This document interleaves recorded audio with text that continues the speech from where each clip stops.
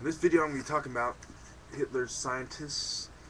This book has about, well, 13 times 30 times 500, 195,000 words, and I'm going to start with page 61 called, well, first let me read you the chapter name so you understand where I'm coming from and where the person who wrote this book, which is John Cornwell, the author of New York Times bestsellers, Hitler's Pope.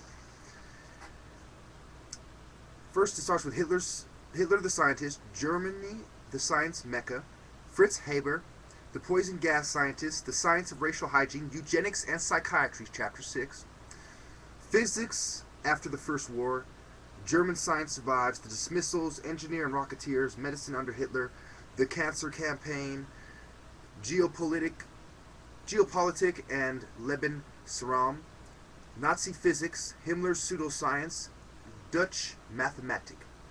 And that's where we'll be stopping. But it also goes into fission mania, World War II, machines of war, radar codes, Copenhagen, Speer and Heinsberg, Hagerlock and Los Alamos, slave labor and Dora, the science of extermination and human experiment, the devil's chemists, wonder weapons, farm hall, heroes, villains, and fellow travelers, scientific plunder, nuclear postures, uniquely Nazi, science at war again. So I'm going to start with page 60. Known to his scientific colleagues as the Guy Gehirmat Rat, the Gihi Merat, Privy Councillor Haber was a distinctive figure in the German trenches as he went about poisoning the Allied enemy in 1915. A uniformed academic, Prince Nez, perched on his nose, pockets bulging with papers. Okay, so they talk about his description as a German Jewish author. Alfred Dolben would write, by the end of the conflict, the decisive assault upon mankind now proceed from the drawing boards and the laboratory. So, they're talking about how Otto Hahn, as well as Erwin Madelung and Wilhelm Westphal, were scientists who, and I quote, scientists who calculated injury and kill rates with graphs and equations and employed toxic gases produced by their chemical formula as weapons. We go on to page 66.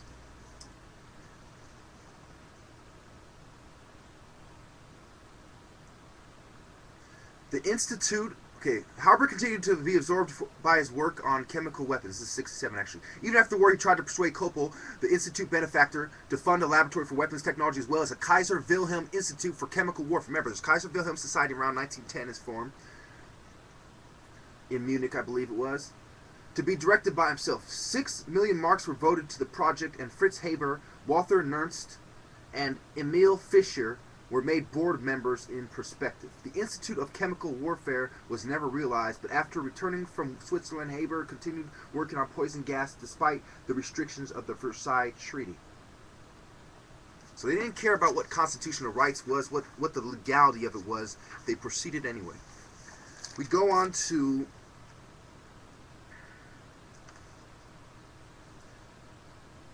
page 111.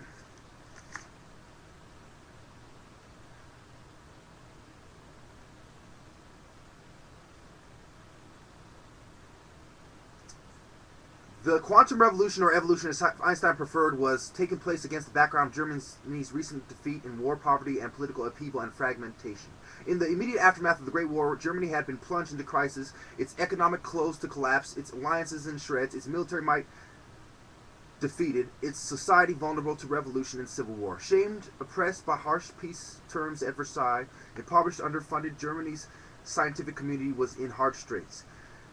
In 1919, the victorious Allied powers had founded the International Research Council, but Germany and Austria, as well as countries that had remained neutral during the conflict, were barred. It goes on to say, German scientists, moreover, were boycotted by many of their foreign peer groups, their applications for visiting professorships rejected, their access to foreign-based symposia denied. And Einstein didn't approve of the bans.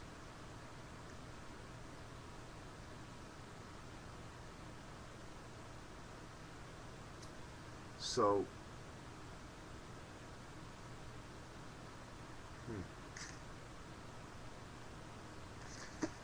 Anyway, to go on to the next one. The next bookmark. It's all a mess here. Psychiatry and euthanasia. Okay, from chapter 6, eugenics and psychiatry. Another far-reaching effect of World War I had been generally decline in practice and reputation of psychiatry as scientifically respectable discipline, paralleled by the scandal of widespread neglect and mistreatment of mental patients in institutions. The gap between Friedrich Schallmar's bold, proactive recommendations and reality could not have been more stark. Malnutrition, disease, and neglect reigned in Germany's asylums, culminating in a massive 30% of fatalities in the inmate population during the war years. At the same time, soldiers suffered from shell shock and other effects of trench warfare, were subjected to abusive psychiatric treatments, including the application of punitive electroconvulsive therapy. Matters did not improve in Germany's mental hospitals after the war, as the economic and political crisis deprived mental institutions of funding for the most basic needs. So it goes on to say that idiots had no right to life, he argued, because they lacked the essential qualities that make life sacred. To terminate the life of an idiot, he declared, is not to kill in the commonly accepted legal understanding of the act. So, Alfred Hock was the one who publicized that in the Leipzig in 1920. So you see what the Nazis are arguing. We go on. You know, our bookmarks are a mess like you wouldn't believe, and I'm trying to salvage, work from there. But anyway, Jewish doctors, 154. A week after Hitler's rise to power in January 1933, the co-founder of the Nazi Physicians League, Dr. Kurt Clare, wrote to a colleague that Jews and Philo-Semites ought to note that Germans are masters of their own house once more and will control their own destiny. The dismissal of Jewish doctors were numbered some 16% of the medical profession. Began in March with the removal of Jewish officers from national medical associations and local groups. This was followed by the Jewish boycott orchestrated by Goebbels on 1st April, when Jewish-run businesses and professional services, including doctors' clinics, were attacked or put out of bounds. Okay, so it goes on to say a Jewish physician in Munich was arrested on charges of performing illegal abortions and kept in custody for a week. Another welfare physician in Berlin was imprisoned for 9 months, while the Jewish members of the medical profession braced themselves for an anti-Semitic legislation. Contracts were broken, Jewish doctors were forbidden to deputize for non-Jewish colleagues, payments were suspended, and in the province of Bavaria, Jewish doctors were forbidden to work for the public school system. It goes on to say, on the basis, in the province of Baden, membership of Jewish physicians on recognized panels were restricted to the percentage in the population as a whole, deemed to be 1.5.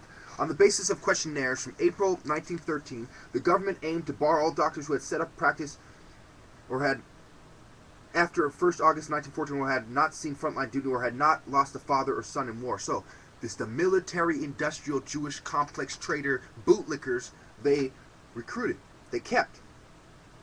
Those who thought themselves within the law were obliged to apply for exemption. By early 1939, some 2,600 physicians had been dismissed, their places taken by Aryans. Casual torture, terror, and murder of Jewish doctors continued through the year. Trumped-up charges included the issue of incorrect prescriptions, sexual attacks on women patients, illegal abortions, and embezzlement. Suicide among Jewish doctors became common, but still Jewish physicians continued to practice, partly under the exemptions, partly because patients still valued their professional services. So they're doing sexual assaults on patients, and the patients are still valuing their services the whole time. And they're saying, oh, we love it.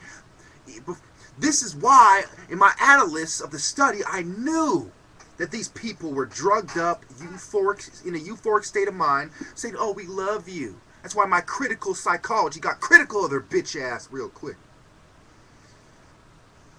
I do not believe in these other forms of psychology, because they are being practiced by scum who are getting kickbacks from eugenics-based pharmaceutical companies with calculations and graphs of kill rates. You fucking idiots. I go on to my next bookmark, which is page 164 and 165. Do I have enough time? Oh, I'm running over. I gotta just breeze through this. So, basically, Psychological Institute has submitted itself to Gleichschaltung, excuse me. So basically there's a Nazi league, and Nazis start infiltrating psychology as well. and I believe the reason why I bookmarked this was actually for 165, the third paragraph. But Kohler's tribulations were far from over. In June of 1935, the Gestapo instructed the university to fire two of his assistants, Karl Dunker and Otto von Lahnstein, for anti-Nazi activities. Kohler's position was now untenable. He again offered his resignation, which was accepted on 6 September, and he departed for the United States to take up a post as visiting professor at Swarthmore College, supported by Rockefeller Foundation grant. So Rockefeller's playing both sides. He's ensuring the Nazis come over.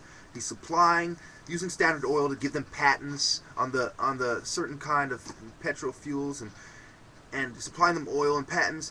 And he's supplying America with Nazi doctors, playing both sides, making sure the New World Order agenda proceeds as planned, as well as using his secret society plants, like Planck, to try to steer Hitler toward his goal, and use Hitler's passion to further his goal.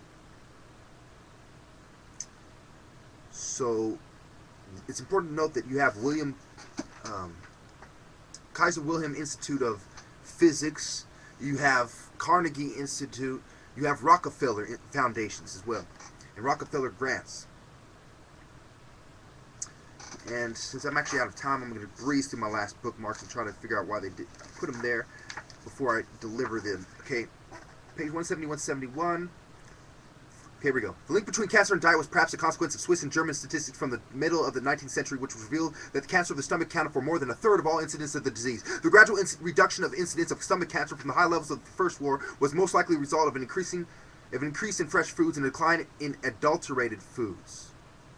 Due to modern transportation, many foodstuffs, moreover, have been subject to harmful dye additives to make them appear fresher than they were.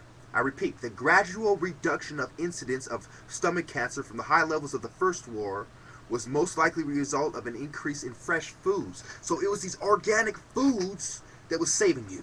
They were using the food to get at you, and Rockefeller was granting them grants the whole time, making sure that the war dragged on and the New World Order agenda dragged on the whole time. Now, I end at 198, 199. I'm 3 minutes over, but I'm going to just try to get to this now.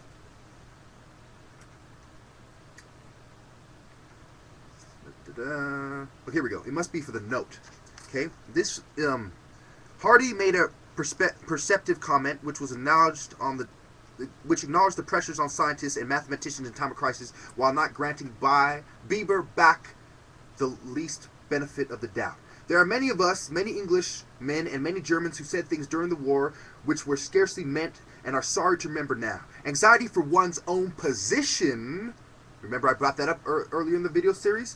Dread of falling behind the rising torment of folly. Determination at all costs not to be outdone may be natural, if not particularly heroic excuses. Professor Bieberback's reputation excluded such explanations of his utterance, and I find myself driven to the more uncharitable conclusion that he really believes them true.